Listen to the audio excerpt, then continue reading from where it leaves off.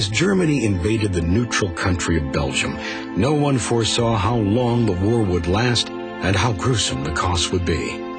Over 65 million people fought.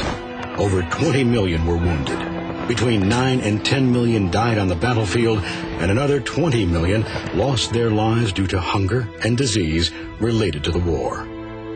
The magnitude of the killing was unprecedented. In just the first 3 months of the war, nearly the entire original British Army was wiped out. Despite all the carnage, the battle lines remained almost stationary in France. The Western Front, as it was known, was defined by 2 lines of trenches, zigzagging across northern and eastern France for thousands of miles. Wide enough for 2 men to walk abreast and stand erect to fire their machine guns, the trenches were choked with mire, rats, and lice. German soldiers occupied one line, Allied soldiers the other. Between them lay a no-man's land, filled with barbed wire and mud, smoldering with bomb craters.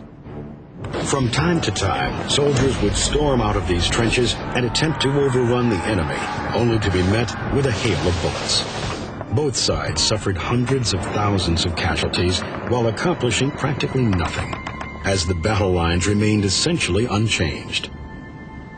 Meanwhile, the tools of technology, which had provided prosperity for the industrialized world, were now being used to create more efficient and more ghastly weapons.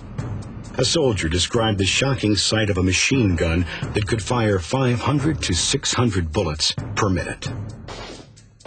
I saw trees as large as a man's thigh literally cut down by the stream of lead.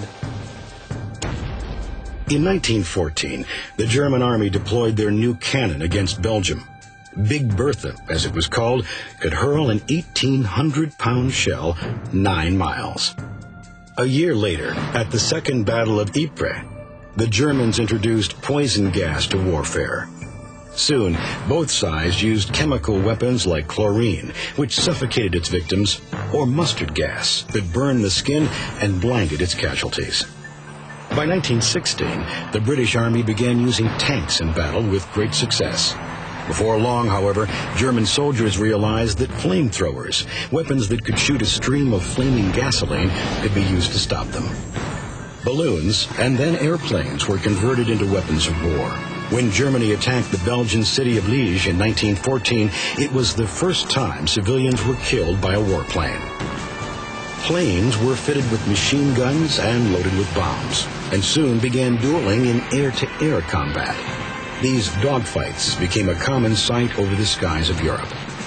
Germany's leading fighter pilot, Manfred Richthofen, nicknamed the Red Baron by the British because of his brightly painted red Albatross airplane, shot down 80 Allied aircraft before being struck by a bullet from the trenches and crashing to his death. If I should come out of this war alive, I will have more luck than brains. Even more destruction was waiting on and under the Atlantic Ocean, as Germany pressed its Unterseeboots, its submarines, into the battle. German submarines, U-boats, patrolled the Atlantic, firing torpedoes on merchant ships trying to deliver supplies to the Allies. It aroused the anger of Americans in particular because they felt that this was a violation of the principle of the freedom of the seas, long a cornerstone of United States foreign policy. Germany then launched a U-boat blockade in response to the British blockade along the German coast, which in theory prevented contraband, weapons, and military supplies from reaching Germany. But the British definition of contraband was wide-sweeping, including food and fertilizer for crops. 750,000 Germans died of starvation during the British blockade. 75,000 people lost their lives due to German submarine warfare. The blockades continued the pattern of war begun in the trenches.